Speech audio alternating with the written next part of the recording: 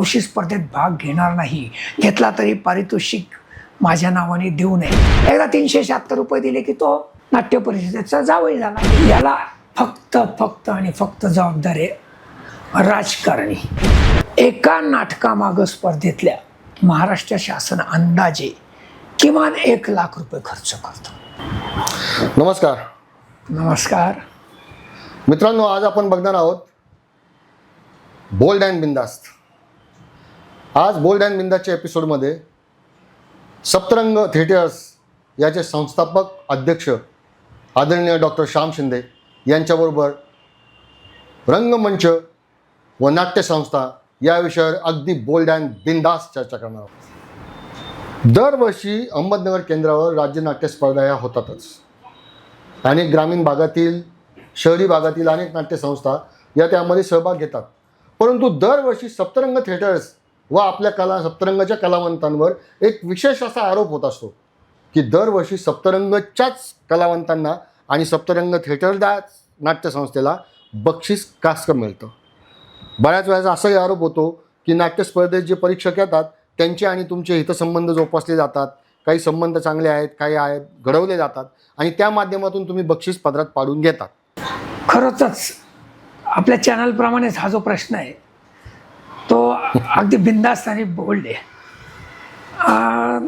नगरच्या नाट्यक्षेत्रात एक फार मोठा गैरसमज आहे की सप्तरंग थिएटर्स दरवर्षी नम्रात येतं. पहिले तो गैरसमज मी दूर करू इच्छितो. आत्तापर्यंत सप्तरंग थिएटर्सनी सलग 36 वर्ष राज्यनाट्य स्पर्धा केली आहे. त्यात जास्तीत जास्त 4 ते 5 वेळा सप्तरंग थिएटर्सला प्रथम क्रमांक आहे, त्यानंतर 4 ते 5 वेळा द्वितीय क्रमांक आहे आणि 7 ते 8 वेळा तृतीय क्रमांक आहे. म्हणजे अंदाजे 15-16 वेळा बक्षिसात आहे, पण प्रथम क्रमांकाच्या बक्षिसात फक्त 4-5 वेळा आहे. आणि उरलेल्या निम्म्या वर्षांना सप्तरंग थिएटर्स 3 मध्ये सुद्धा कुठेही नाही आहे सांघिक. मग जर 5च वेळा पहिलं येत आहे तर याचा दुसरा अर्थ असा झाला की बाकीचे संघ पहिलं किंवा दुसरा किंवा तिसरा नंबर पटकावतात. मग त्यांना ही बक्षिसं कुठून मिळतात? परीक्षक जर माझ्या परिचयाचे ओळखीचे असतील असं आपण समजून चाललो तर मग त्यांचे नंबर पहिले, दुसरे, तिसरे येतात कसे, विशेषतः पहिले कसे येतात? आणि नगरमध्ये एका टीकाच्या अर्थाने नाही बोलायचं, मी आकडेवारीच्या अर्थाने बोलतोय. एका व्यक्तीचं नाटक कमीत कमी 16 ते 17 वेळा अंतिमला गेले, त्यातल्या 10 वेळा पहिलं आलेले. मग ते कुठून आलं? जर हे जर वशिल्याने असू शकेल तर मग ही सगळीच बक्षिसं वशिल्याने आहेत असं आपल्याला म्हणावं लागेल. आणि त्या सगळ्या बक्षिसांवरच आक्षेप येतोय. मग सप्तरंगावरच आक्षेप का? तर त्याचे उत्तर अगदी साधं आणि सरळ आहे. ज्या झाडाला आंबे असतात त्या झाडालाच दगड मारले जातात. दगड काही बाभलीला मारले जात नाही किंवा काट्याच्या कोणत्याही प्रकारच्या किंवा फळ न देणाऱ्या कोणत्याही प्रकारच्या झाडाला मारले जात नाही. हा मानवी स्वभाव आहे. ही द्वेष भावना स्पर्धेच्या युगामध्ये आणि स्पर्धा काळात अगदी स्वाभाविक आहे. त्या द्वेष भावनेचा मी अत्यंत सकारात्मक दृष्टीने विचार करतो, त्याचं स्वागत करतो.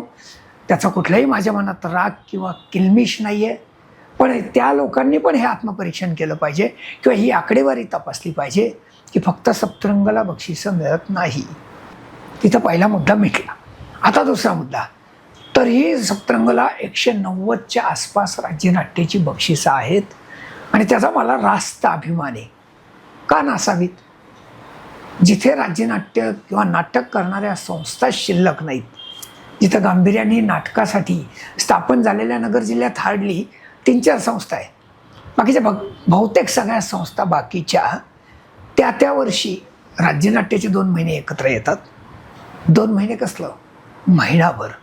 फक्त 1 महिना एकत्र येणार, कुठलं तरी बॅनर घेणार, कुठले तरी कलाकार गोळा करणार, तंत्रज्ञ आयात करणार, कलाकार आयात करणार, कुठून तरी आर्थिक तजवीज करणार, कोणाकडनं तरी स्पॉन्सरशिप घेणार आणि कसं बसं एक नाटक सादर करणार. पुढच्या वर्षी पुन्हा नवीन बॅनर, नवीन कलाकार, नवा स्पॉन्सर निर्माता आणि नवीन तंत्रज्ञ. मला सांगा, असं जर सतत बदलत राहिलं तर त्या ग्रुपचं ट्युनिंग होत नाही, एक जिन्सीपणा येत नाही. आज मला अभिमान आहे 36 वर्ष सातत्याने काम करताना ग्रुपमध्ये एकजीवता, एकजूट, एकी आहे. माझ्याकडचे काही कलाकार किंवा तंत्रज्ञ 25-25, 30-30 वर्ष काम करतात. वर्षाला कलाकार बदलणाऱ्या संस्थांना मग यश कसं मिळू शकेल? त्यांचे बॅनर निश्चित नाही आहेत. कुठल्या तरी स्वयंसेवी संघटनेचे, याचे त्याचे, कोणत्या तरी शाळेचे, महाविद्यालयाचे बॅनर घेतले जातात. म्हणजे मुळातच ज्यांचं नाटकावर तितकं आत्मीयतेने प्रेमच नाही, एखाद्या जत्रेला किंवा यात्रेसारखं आपलं 2 दिवस यायचं आणि जायचं, तर त्यांनी बक्षिसाची अपेक्षा करू नये. अपेक्षा केली आणि नाही मिळालं तर नाउमेद होऊ नये. आणि सप्तरंग थिएटर्ससारख्या प्रामाणिक आणि गांभीर्याने काम करणाऱ्या संस्थावर आक्षेप अजिबातच घेऊ नये, कारण तो आक्षेप अत्यंत हास्यास्पद आहे. शांभू, आपण म्हणता की अहमदनगरमध्ये म्हणजे अहिल्यानगरमध्ये 2 ते 3 संस्था अशा आहेत की या नाट्य स्पर्धा आणि नाट्यसंस्था आहेत, म्हणून ते अधिकृतपणे नाट्यसंस्था या स्पर्धेत भाग घेऊ शकतात. पण अशा ज्या काही संस्था आहेत त्यांना शासन कितपत मदत करतं? शासन काय अहिल्यानगरसाठी फक्त काम करत नाही, संपूर्ण महाराष्ट्रासाठी करतं. कारण ते महाराष्ट्र राज्य सांस्कृतिक कार्य संचालनालय आहे. त्यांनी त्यांच्या या सगळ्या संस्थांसाठी खूप चांगली तजवीज केलेली आहे. नाट्यसंस्थांसाठी म्हणण्यापेक्षा स्पर्धेत भाग घेणाऱ्या संस्था, आधी आपण तो विचार करूया. त्या स्पर्धेत भाग घेणाऱ्या संस्थांना नाट्य निर्मितीसाठी 6,000 रुपये दिले जातात. बक्षिसांच्या रकमा निश्चितच आकर्षक आहे. नाटक पहिलं आलं तर 40,000, दुसरं आलं तर 30, तिसरं आलं तर 20, वैयक्तिक बक्षिसं अशी 4-5 लाखाची बक्षिसं शासन दरवर्षी देतं आहे. एका नाटकामागं स्पर्धेतल्या महाराष्ट्र शासन अंदाजे किमान 1 लाख रुपये खर्च करतं. मग ते बक्षिसं असतील, नाट्यगृहाचं बुकिंग असतील, पूर्वतयारी असेल, परीक्षकांची निवास व्यवस्था, परीक्षकांचं मानधन, वेगवेगळ्या माध्यमातून जर एका नाटकाला 1 लाख, तर अंदाजे 14-15 नाटकं स्पर्धेमध्ये सहभागी असतात. वर्षाला 15 लाख रुपये फक्त मराठी नाटकासाठी खर्च करतात. बालनाट्याचा विषय वेगळा आहे. हा झाला स्पर्धेत भाग घेणाऱ्या लोकांसाठीचा विषय. त्या व्यतिरिक्त आमच्यासारख्या ज्या पूर्णतः प्युअर नाट्यसंस्था आहेत महाराष्ट्रातल्या, त्यांच्यासाठी शासन दर 4 वर्षांनी महाराष्ट्र शासन अनुदान देतं. हां, ती प्रक्रिया क्लिष्ट आहे, किचकट आहे. कुठे ऑडिट रिपोर्ट सबमिट करावं लागतात, युटिलायझेशन सबमिट करावं लागतं, कार्यक्रमांचे पुरावे सबमिट करावे लागतात.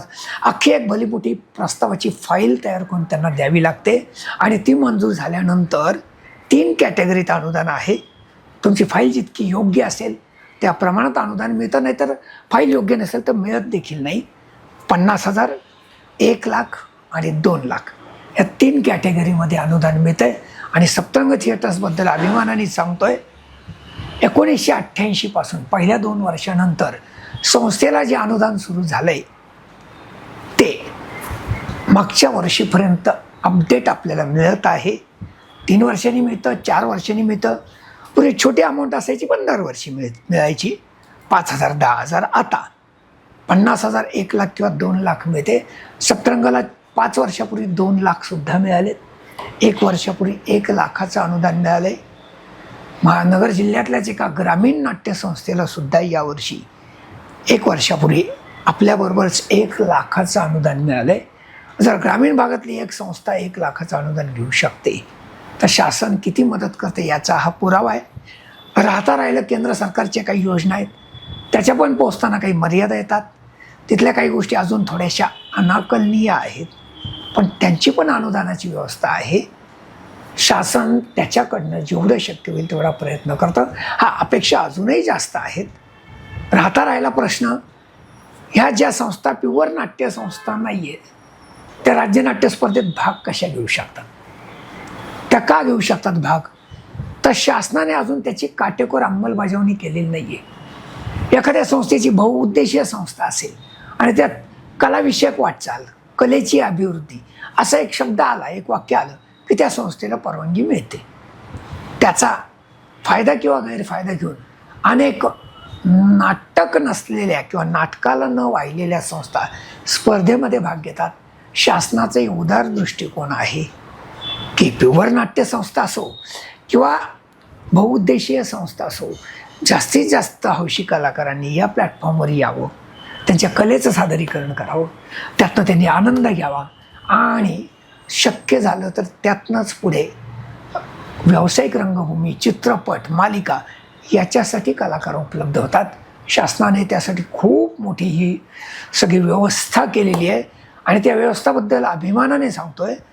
जगातल्या एकमेव महाराष्ट्र शासन आहे जे सलग 63 वर्ष असा महोत्सव घेते. 63 वर्ष. आणि मी जगातला म्हणतोय, भारतातलं नव्हे. आता एवढी मोठी मुवमेंट घेत असताना आमची जबाबदारी आहे की त्या गोष्टीचा, त्या चळवळीचा चांगल्या अर्थाने उपयोग करून घेणं. सप्तरंग सर्व अर्थाने त्याचा चांगला उपयोग करून घेतं. शंभू, राज्यनाट्य स्पर्धेमध्ये नगर जिल्ह्यातील अनेक संस्था या राज्यनाट्य स्पर्धेमध्ये भाग घेतात, परंतु ग्रामीण भागातील जे काही कलावंत असतात किंवा संस्था असतात यांना स्थानिक कलावंत किंवा संस्था या एका वेगळ्या पद्धतीची वागणूक देतात. म्हणजे दोन भाग करतात, की ग्रामीण आणि आम्ही शहरी. दुसरी गोष्ट म्हणजे ग्रामीण भागातून आलेल्या ज्या काही संस्था आहेत, स्पर्धक म्हणून येतात, तर त्यांना काही तंत्रज्ञ अशा आहेत की त्यांना त्या तंत्रज्ञ अडवणूक करतात किंवा ते नाटक नंबरमध्ये कसं येणार नाही किंवा त्यांचं मनोबल धैर्य कसं खचलं जाईल याचा सातत्यपूर्व प्रयत्न होतो. आणि हा पूर्वीपासून आहे, आज आत्ता नाही, हा बऱ्याच वर्षापासून अहमदनगर केंद्रावरची ही घटना आहे की नवीन ग्रामीण भागातील कलावंतांना किंवा नाट्यसंस्थांना एक डॅमेज करण्याचा प्रयत्न करतात. तर हे असं का होतं अहमदनगरमध्ये? पहिली गोष्ट, तुम्ही म्हणतात त्यात बऱ्यापैकी तथ्य आहे. हे मी वेळोवेळी अनुभवलेलं आहे की ग्रामीण भागातल्या कलाकारांच्या किंवा नाट्यसंस्थांच्या बाबतीत काही प्रमाणात अन्याय केला जातो, तांत्रिक बाबतीत विशेषतः. कारण त्यांना या तंत्राची माहिती नसते आणि ते बाहेरगावून येत असतात, त्यांना काही मर्यादा येतात. मी माझ्या संस्थेपुरतं किंवा विशेषतः माझ्यापुरतं बोलतो. ग्रामीण भागातल्या कोणत्याही संस्थांना तुम्ही विचारू शकता. गेल्या नगर केंद्र होऊन आता 35 वर्ष झालीत. त्यांना हे विचारायचं की नगरमध्ये गेल्यानंतर श्याम शिंदे तुम्हाला त्यांना होईल ते शक्य होईल ते सहकार्य करतात की नाही.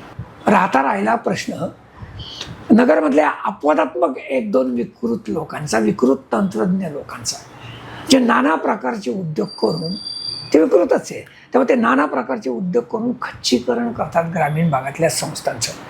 त्याच्यामागची 2 कारणं असतात. त्यांच्या डोक्यात ते इंटेन्शन तसं असतं असं नाही आहे, पण स्वभावाला औषध नसतं. विचारांमध्ये आणि मनामध्ये विकृती असेल आणि संस्कारांचा अभाव असेल तर या गोष्टी घडतात. एक तर वाईट काय की ती लोक ग्रामीण भागातल्या लोकांकडनं पैसेही घेतात.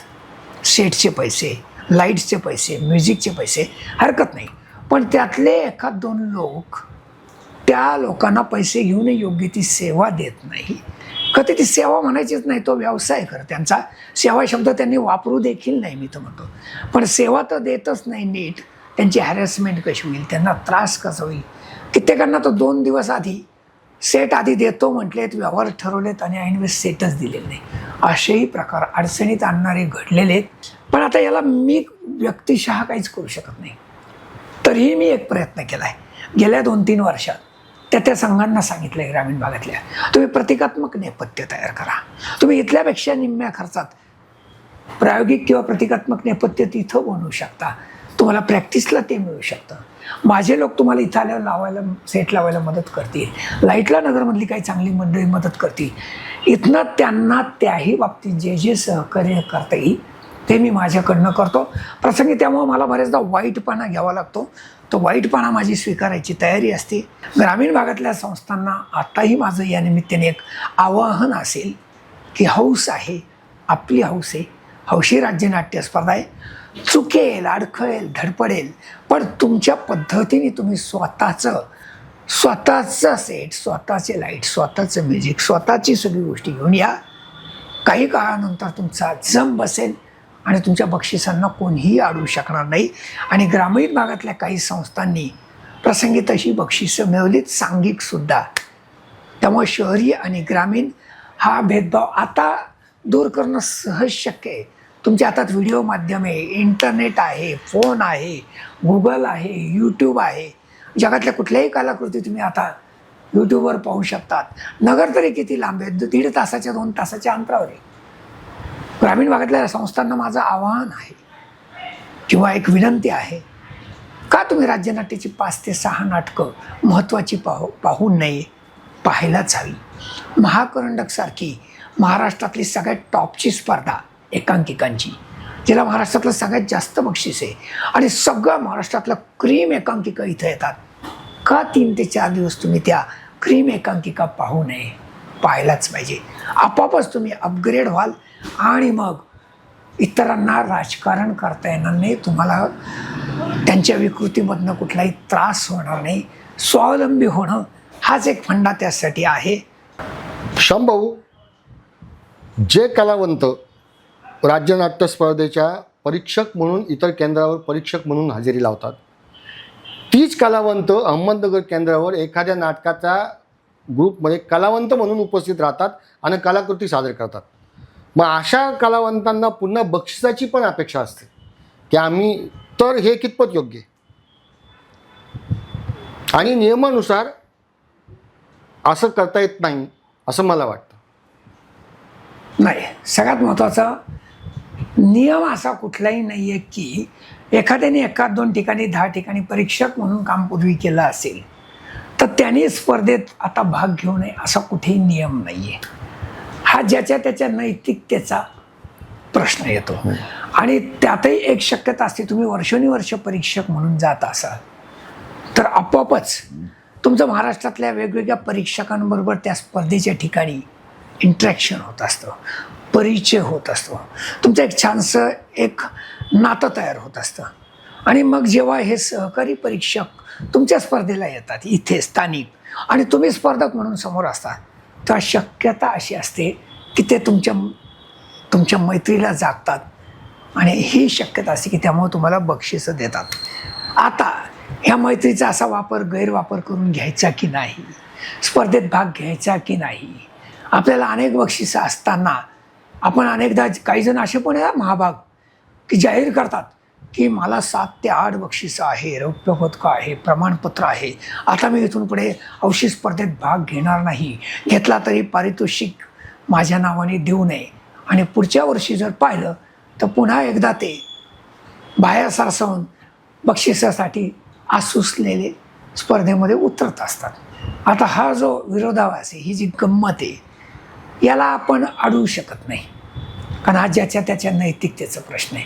काही ठिकाणी असं होतं की एक संघटित गुन्हेगारी जशी असती तशी कलावंतांमध्ये देखील आणि नाट्यसंस्थांमध्ये देखील एक संघटित गुन्हेगारी आलेली आहे. एक ठराविक काही कलावंत एकत्र येतात आणि एखाद्याला टार्गेट करून, एखाद्या संस्थेला, एखाद्या व्यक्तीला टार्गेट करून संघटनात्मक ताकद इतकी तयार करतात की संपूर्ण महाराष्ट्रभर तिचा फैलाव करून एक असं चित्र उभं करतात की एखादी संस्था, एखादा व्यक्ती एक खलनायकी स्वरूपाने नाट्यसंस्थेमध्ये घुसलेला आहे.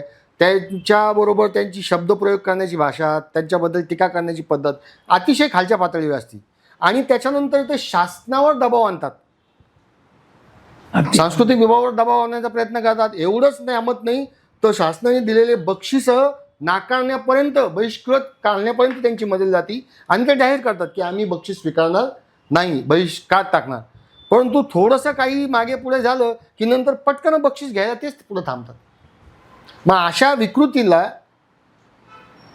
कशा रोख लावता येईल आपल्याला, की जी संघटित गुन्हेगारी आहे, आपण तिला गुन्हेगारीच म्हणू, सांस्कृतिक क्षेत्रात गुन्हेगारी झालेली आहे. आणि आजही तुम्हाला सांगतो, सांस्कृतिक क्षेत्रात गुन्हेगारी अशी आली की काही महाभाग असे आहेत की तुम्ही आम्हाला तुमच्या नाटकाच्या सरावाला बोलवा, आम्ही ते बघतो, 1-2 चेंजेस असतील ते आम्ही ते करून देऊ आणि तुमचं नाटक बक्षिसास पात्र.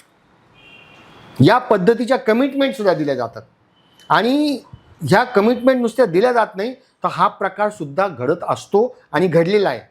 मग अशा वेळेस ज्या नाट्यसंस्था किंवा प्रामाणिक हौशी रंगभूमीवर काम करणारे कलावंत रंगमंचावर स्वतःची पदरमोड करून, कारण यांना काही आर्थिक अर्थार्जन नाही, स्वतः पदरमोड करून, वेळ देऊन, मनस्ताप सहन करून येतात, करतात, मग त्यांच्या पदरी निराशा पडते आणि मग निराशेपोटी ह्या कलावंतांना असं वाटतं की आता हे नाटकही नको, ती संस्थाही नको आणि हे नाही. मग जर अशी नाट्य चळवळ जर जपायची असेल, कलावंत जर जपायची असेल तर आपण किंवा शासनाने काय उपाययोजना राबवाव्यात? खरं सांगायचं म्हणजे महाराष्ट्रभरात मला अशा प्रकारचं चित्र अहिल्यानगरशिवाय बाकी कुठेही तितकंसं दिसलेलं नाही. हा, व्यक्तिगत पातळीवर काही लोक मॅनेज करण्याचे प्रयत्न करतात, काही लोक प्रामाणिकपणे नाटक करतात, काही लोक विकृत वागतात, सगळे व्यक्तिपरत्वे सगळ्या गोष्टी घडत असतात. पण अहिल्यानगरमध्ये संघटितपणे हे केलं जातं हे माझ्याही काही प्रमाणात निदर्शनास आलेलं आहे. सगळ्यात जास्त त्याची झळ मला आणि माझ्या संस्थेला पोचलेली आहे. आत्तापर्यंत कोणीतरी एखादा डॉन असतो, त्याचे महाराष्ट्रभर नेटवर्क असतं, तो इतर लोकांना वेगवेगळी आमिषं देतो, वेगवेगळी पदं देतो, वेगवेगळ्या ठिकाणी त्यांना प्रलोभनं देतो, कधीकधी आर्थिक व्यवहाराशी संबंधित काही कामं देतो, वेगवेगळ्या प्रकारे प्रभावित करून स्वतःचं असं एक नेटवर्क, शब्द फार स्टँडर्ड झाला, स्वतःची एक नाट्य टोळी तयार करतो आणि या टोळीच्या साह्याने तो प्रामाणिकपणे नाटक करणाऱ्या नाट्यसंस्थांना डॉमिनेट करायचा सातत्याने प्रयत्न करतोय. नाटक पहिलं आलं की मग कोणीतरी उठायचं, पेपरमध्ये बदनामी करायची, संचालनालयाकडे तक्रारी करायची, वादविवाद करायचे, शक्य होईल व्हॉट्सअपचं एक माध्यम आलेलं आहे, ती व्हॉट्सअप युनिव्हर्सिटी, त्याच्यावर अपशब्द, वेडेवाकडे प्रयोग, संस्कारहीन माणसं, त्यामुळे यांची भाषा पण अत्यंत घालेली. मी अक्षरशः ही भाषा, हे सगळे अशा प्रकारच्या पोस्ट, अशा प्रकारचे वादविवाद दुर्लक्ष करतो. Neglection is the best solution. पण ही संघटित गुन्हेगारी आहे, ती सातत्याने हे मला जाणवतं. सगळ्यात जास्त प्रयत्न यावर्षी या संघटित गुन्हेगारांकडनं झालेला मला जाणवला. बक्षिसं नाकारण्याचा फार्स, तो तर फार्सच होता, तो एक विनोद होता. एकीकडे बक्षिसं नाकारायची आणि 2 महिन्यांनी मग स्टेजवर जाऊन बक्षिसं घ्यायची.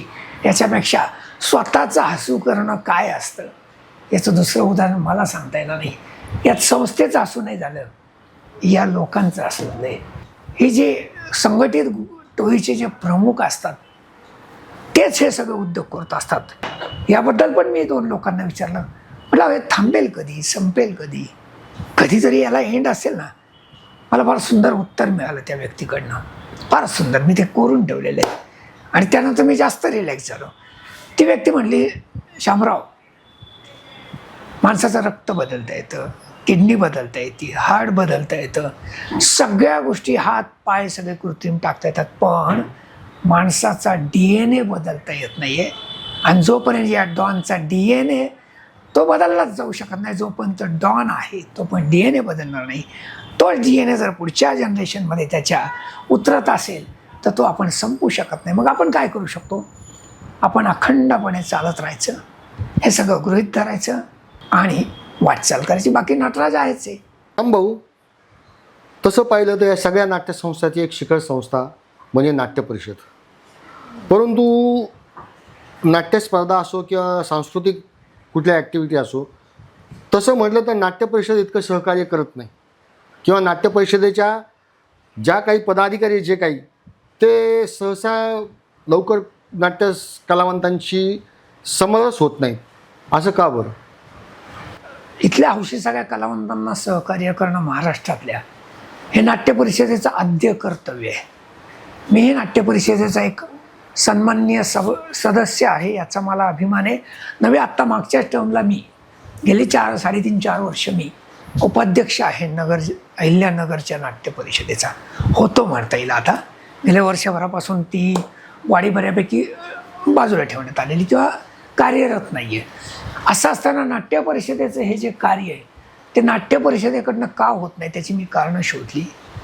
नाट्य परिषद वाईट नाही आहे, ती संस्था नक्कीच वाईट नाही आहे, कोणतीच संस्था वाईट नसते. त्या संस्थेची ध्येय धोरणंसुद्धा अतिशय व्यापक आणि अत्यंत सुंदर आहे. किंवा मुंबईतनं कारभार पाहणारी जी काही आत्ताची प्रशांत दामलेंसारखी मंडळी असेल, त्याच्या आधी मोहन जोशी असतील, प्रसाद कांबळे असतील, सगळीच मंडळी ग्रेट आणि ग्रेटच आहे. आर्थिकदृष्ट्या ही सगळी कोट्याधीश मंडळी आहे, खूप मोठं नाव आहे या लोकांचं. त्यामुळे त्यांना कोणताच लोभ मोह माया नाही आहे, त्यांचे हेतू चांगले आहेत. नाट्य परिषदेची घटना पण सुंदर आहे, उद्देश पण चांगले. प्रश्न येतो ती राबवणारी मंडळी, स्थानिक मंडळी, आता त्यांना पहिला वेळ मिळत नाही. त्यांना नाट्य परिषदेच्या वरचं राजकारण जे महाराष्ट्राचं स्वाभाविकपणे ते थोडं ते पाहायचं असतं. तिथे गेले 10-15 वर्ष मी पाहतोय सातत्याने वेगवेगळं राजकारण, कुरघोड्या, वेगवेगळ्या गोष्टी चालू आहे. तिथं जी मंडळी वरच्या पदावर असतात ती टिकू न देण्यासाठी बरीच मंडळी कार्यरत असतात महाराष्ट्रातली, विघ्न संतोषी मंडळी. मग तिथं मोहन जोशी असो, नाही तर प्रसाद कांबळे असो, नाही तर आत्ताचे प्रशांत दामले असो, ठराविक मंडळी तिथल्या व्यक्तीला खाली खेचणं हेच त्यांचं एक मिशन असतं. आता तिथली जर प्रमुख व्यक्ती, प्रमुख पदाधिकारी स्थिर नसतील तर ते साकल्याने कधी विचार करतील, कधी तुमच्यापर्यंत पोहोचतील, कधी तुमच्यासाठी काम करू शकतील? नाही करू शकत. किंवा नाट्य परिषदेत काही पुरस्कार असतील तर तेच इथल्या त्या जिल्ह्याच्या पदाधिकाऱ्यांचे एक निरीक्षण माझं, चेल्यांना, त्यांच्या पित्यांना, त्यांच्या प्याद्यांना बऱ्याचदा दिलं जातं. मी पदाधिकारी आहे, मी सदस्य आहे, पण नाही. तिथं एकच क्रायटेरिया अपेक्षित असू शकतो की त्यांचं प्यादं, त्यांच्या पुढं करणारी मंडळी, त्यांच्यासाठी पळणारी मंडळी. ह्या चित्रामुळं नाट्य परिषद हतबल आहे खऱ्या अर्थाने वरची. सगळी इच्छा असूनही ते हेल्पलेस आहे. लॉकडाऊनच्या काळात एक वेगळी संस्था निर्माण झाली, हौशी कलावंत संघ प्रमुखांची संस्था, ज्याच्या संस्थेचे प्रमुख आहेत. आणि कौतुकाचा भाग असा आहे, आज त्या संस्थेवर 210 संघ प्रमुख आहेत. चंद्रपूरपासून, महाराष्ट्राच्या त्या चंद्रपूर नागपूरपासून तर रत्नागिरी सिंधुदुर्गापर्यंतचे लोक आहेत त्या ग्रुपवर. संघ प्रमुख आहेत. संघ प्रमुख म्हणजेच ते संघ आहेत. आणि अशी एक व्यापक संघटना केलेली आहे. आणि ज्या अर्थी 210 संस्था याच्यावर असतात, याचा अर्थ ती किती निकडीची आहे यातनं स्पष्ट होत आहे. आणि नाट्य परिषदेचं दुसरं पण एक कारण आहे, मी फेल्युअर नाही म्हणणार, पण एक हा जो गोंधळ तयार झाला आहे त्याच्या मागं, त्या परिषदेवर फक्त नाटकातले कलावंत घेण्याऐवजी पूर्वी एक नियम होता. त्याच वाटलंच नाही की एवढं मॅन्युप्युलेशन होऊ शकेल, एवढं वाईट घडू शकेल. तो एक नियम छान होता, कोणत्याही नाट्यप्रेमी व्यक्तीला नाट्य परिषदेचं सदस्य होता येईल. हा नियम आत्ता 10 वर्षापूर्वीपर्यंत होता.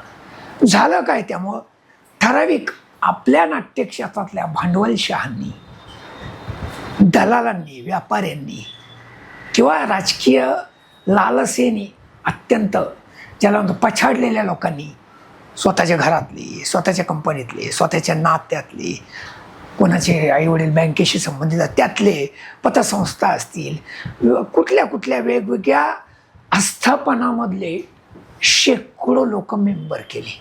एकदा 376 रुपये दिले की तो नाट्य परिषदेचा जावई झाला, असं माझं वाक्य गमतीदार. असे लोक प्रचंड भरल्यामुळे 80% लोक, 90% लोक असे झाले. आणि कलाकारांची संख्या राहिली 10 ते 20%. मग आपोआपच सच्चे कलाकार निवडून येणं शक्य नाही.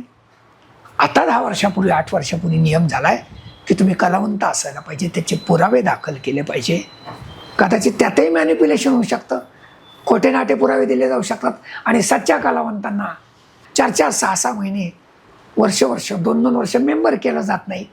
म्हणजे सच्च्या कलावंतांची संख्या जर 10% 20% असेल तर त्या लोकांवर सच्चा कलावंत निवडून येईल कसा, आणि मग नाट्य परिषदेचा पारदर्शक कारभार होईल कसा. अहिल्यानगरमध्ये असे बरेच तालुके आहेत, असे बरेच शहरं आहेत की जिथे नाट्यगृहच नाहीत. पण शासन नाट्यगृहांच्या संदर्भात अतिशय उदासीन आहे आणि त्याच्यासाठी नाट्य परिषद अजिबात मदत करत नाही किंवा कुठला प्रयत्न करत नाही, असा कलावंतांचा आमचा आरोप आहे. बऱ्याच वेळात नाट्य परिषदेचे प्रमुख पदाधिकारी येतात, फोटो फ्लॅश होतो, नाट्यगृहाची पाहणी, बंदिस्तची पाहणी, ही पाहणी करतात, तिथे फोटो काढतात, बातमी येते, अमक्यानी व्हिजिट केली, शासनाला असं झालं. बऱ्याच वेळेस नाट्यगृहांसाठी आलेला निधी शासनाच्या महानगरपालिका असो, नगर परिषद असो, इतरत्र कामासाठी वळवतात, पण नाट्यगृह तशी पडून असतात. मग अशा वेळेस शासनादरबारी तर याला जाब विचारण्यासाठी परिषद काय करते आणि परिषदेने ठोस भूमिका का नाही घेऊ? हा प्रश्न गंभीर आहे, महाराष्ट्रावर आहे, फक्त नगरचं नाही आहे. हा महाराष्ट्र अत्यंत दुरावस्था आहे महाराष्ट्रावर सगळ्या नाट्यगृहांची. याला फक्त आणि फक्त जबाबदार आहे राजकारणी, मग ते कोणत्याही पक्षाचे असो. त्यांना फक्त निवडून येण्यापुरताच इंटरेस्ट असतो कलेमध्ये, कलावंतांमध्ये. निवडणुकीसाठी आणि पुढच्या निवडून येण्यासाठी ते खूप बहिणींसाठी, भावांसाठी वेगवेगळ्या कोट्यावधी रुपयाच्या, अब्जावधी रुपयाच्या योजना जाहीर करतील. वेळ पडली तर 2-4 हप्ते पण देतील. पण 10-15 कोटीचं 20 कोटीचं एक नाट्यगृह उभं करणार नाही, एक सांस्कृतिक सभागृह उभं करणार नाही. कारण सांस्कृतिक वारसा हा त्या शहराचा आत्मा असतो, त्या गावाचा आत्मा असतो. हे त्या लोकांचे लेखीच नाही आहे. त्यांना फक्त राजकारण करायचं आहे, इकडून तिकडं उड्या मारायच्या आहे, तिकडून इकडं उड्या मारायच्या आहे. त्यांना सांस्कृतिक वारसा काय असतो, शैक्षणिक वारसा काय असतो, साहित्यिक वारसा काय असतो, ना यातलं काही कळत, ना यातलं काही कळून घ्यायचं आहे. माझ्या मते त्यांना एवढंच कळतं, तुम्हीच उत्तर दिलं आता, की कोट्यवधीचा निधी येतो आणि तो खर्चही होतो आणि कधी कधी दुसरीकडे वळवला जातो, लॅप्सही होतो आणि वळवलाही जातो. ह्या लोकांना अशक्य आहे का? यांचं एक दिवसाचं उत्पन्न आहे ना, ह्या आमदार खासदारांचं एक दिवसाचं उत्पन्न म्हणजे नाट्यगृहाचा बांधणी होऊ शकते. इतकं सोपं आहे ते. त्यांना हजारो कोटींचे बजेट्स असतात, हजारो कोटी. तुम्हालाही माहिती आहे आकडेवारी, ते आकड्या डोळे फिरतील आपले. आणि 10 कोटीचं आणि 20 कोटीचं नाट्यगृह होत नाही. मुद्दा असा आहे की राजकीय लोकांनाच मुळात ती व्हिजन नाही आहे, ती महत्त्वाकांक्षा नाही आहे, ती दृष्टीच नाही आहे. त्यामुळे हे सगळे प्रॉब्लेम वाढतात. मग पक्ष कोणताही असू दे. महाराष्ट्र शासनाच्या ध्येय धोरणांमुळं म्हणा किंवा नेत्यांच्या उदासीनतेमुळं महाराष्ट्रभर नाट्यगृहांची ही अशी दुरावस्था आहे. त्यालाच अनुषंगाने मी एक विचारतो की तसंही आज महाराष्ट्रात असं बोललं जातं की नाट्यगृहाला प्रेक्षक वर्ग राहिला नाही, नाटकांना प्रेक्षक मिळत नाही. नाटकावर प्रेम करणारा वर्ग तितक्याच ताकदीने आहे. जर मोठमोठ्या शहरांमध्ये आपण गेलात, पुण्या मुंबईला, तर बरीचशी नाटकं आजही हाऊसफुल चालतात. परंतु ग्रामीण भागात आणि ह्या भागात असं सांगितलं जातं की नाटकाला प्रेक्षक नाही आहे, त्यामुळं आम्ही त्याच्याकडं दुर्लक्ष करतो. हे कितपत योग्य आहे? एक असा प्रश्न विचारला आहे की जो खूप व्यापक आहे. सगळ्यात पहिलं एक लक्षात घ्या, माध्यमं आली, दूरदर्शन आलं तेव्हाही ही भीती निर्माण झाली होती की आता नाटकाचं काय होणार. त्यानंतर वेगवेगळे चॅनल आले, त्यानंतर आता वेब सिरीज आणि सिनेमा, सोशल मीडियामुळं पण आक्रमण होतं. हे जितकं खरं आहे तितकंच जिवंत माध्यमाचं महत्त्व कधीही संपणार नाही, हे खरं आहे. पण मग त्यासाठी काय काय करणं गरजेचं आहे. मग उपाय काय? उपाय हा आहे, कशाला 1000 लोकांचं नाट्यगृह पाहिजे? आपल्याला हाऊस करायची, आपल्याला एकांकिका करायच्या, आपल्याला दीर्घांक करायचे, आपल्याला आपल्या गावातल्या लोकांसाठी छोटा नाट्यप्रयोग करायचा आहे. 200 लोकांचं का नसावं थिएटर छोटंसं? कौतुकाचा भाग आहे. महाराष्ट्रात कौतुक होईल असं ऊर्जा गुरुकुल म्हणून एक संस्था आहे, त्यांचं एक नाट्यगृह झालं आहे, फक्त 200 लोकांचं आहे. जिथे नगरला 6-6 महिने प्रयोग होत नव्हते, व्यावसायिक प्रयोग, तिथे आता प्रायोगिक नाटकं त्या नाट्यगृहामध्ये आठवड्याला एक होते. नाट्यगृहाचं भाडं आपल्याला बेअर होणारं नाहीच आहे औषधी नाट्य संस्थेला, कॉर्पोरेशनचं नसेल तर. त्यामुळे नाट्यगृह हा एक प्रश्न आहे. वेगवेगळे सोशल मीडियापासून वेगवेगळी जी प्रसिद्धी माध्यमं आहेत, चित्रपट, वेब सिरीज, हे पण एक आक्रमण आहे. वाढते खर्च. आणि तिसरी गोष्ट, लोकांना जर हातात बसल्या बसल्या सगळं मिळत असेल तर लोक ती सोय पाहणारच आहे. पण ह्या सगळ्या प्रतिकूल वातावरणात अभिमानाने सांगू, आज भारतामध्ये बोलतोय मी, बंगालची रंगभूमी, महाराष्ट्राची रंगभूमी आणि अजून एखाद्या ठिकाणची, या 2-3च रंगभूमी, नाट्यभूमी ह्या भारतामध्ये प्रचलित आहे. थिएटर एवढं समृद्ध आहे, एवढं ग्रेट आहे. थिएटर माणूस घडवतो, माणसातलं माणूस पण घडवतो. त्यामुळे ते कधीच संपणार नाही आहे. हा, थोडाफार अपडाऊन होणार आहे परिस्थितीनुसार. आपण सगळे आशावादी राहूया. तसं पाहायला गेलं तर आजचा तरुण वर्ग संपूर्ण रील्स आणि इंस्टाग्राम, व्हॉट्सअप, फेसबुक यामध्ये गुंतलेला आहे. परंतु हे सगळं करत असताना रंगभूमी ही अभिनयासाठी तितकी ताकदीची आणि सक्षम आहे. याच्यासाठी त्या मुलांनी किंवा त्या तरुण वर्गाने रंगभूमीकडे वळावं. नाटकावर प्रेम करणाऱ्या व्यक्तींनी कशा स्वरूपात त्यांना ते स्वरूप मार्गदर्शन करावं. नाटक हा व्यक्तिमत्व विकासाचा खऱ्या अर्थाने पाया आहे. नाटकातला माणूस उद्या चित्रपटात, नाटकात, सिरियलमध्ये व्यावसायिक फिरकणार पण नाही, का तो एका वेगळ्या दिशेने जात असतो. बऱ्याचदा 100 5 जण त्या दिशेने जातात, 95-90 जण व्यवसाय, शिक्षण, नोकरी पांगलेले असतात. पण त्याचा व्यक्तिमत्व विकास खऱ्या अर्थाने, त्याचा आवाज असेल, त्याचं बोलणं असेल, त्याचा कॉन्फिडन्स असेल, तो सगळा इथे घडतो आणि आयुष्यभर हा ठेवा त्याला कामाला येतो. मग हा ठेवा युवा वर्गापर्यंत पोहोचण्यासाठी, युवा वर्गाचा किंवा बालवर्गाचा व्यक्तिमत्व विकास होण्यासाठी मी हौशी नाट्य संस्थांनी काय केलं पाहिजे, तर ते सप्तरंगाच्याच उदाहरणातून सांगतो. सप्तरंग गेले 30 वर्ष, कार्य 39 वर्ष करत आहे, पण गेली 30 वर्ष नाट्य कार्यशाळा घेतं. एप्रिल मे मध्ये बऱ्याचदा त्याला नॅशनल स्कूल ऑफ ड्रामाचे लोक येतात किंवा महाराष्ट्रातले नामांकित लोक येतात. अतुल पेठेंपासून संकेत खेडकर, यशराज जाधव, शमीम शेख, मिलिंद शिंदे, किरण खोजे या भल्या भल्या भल्या व्यक्तींनी आपले नाट्य कार्यशाळा घेतलेल्या आहेत. त्यातनं कलाकार घडली. कधी कधी मूक नाट्य कार्यशाळा संकेत खेडकरांनी 3 वर्ष घेतलेल्या आहे.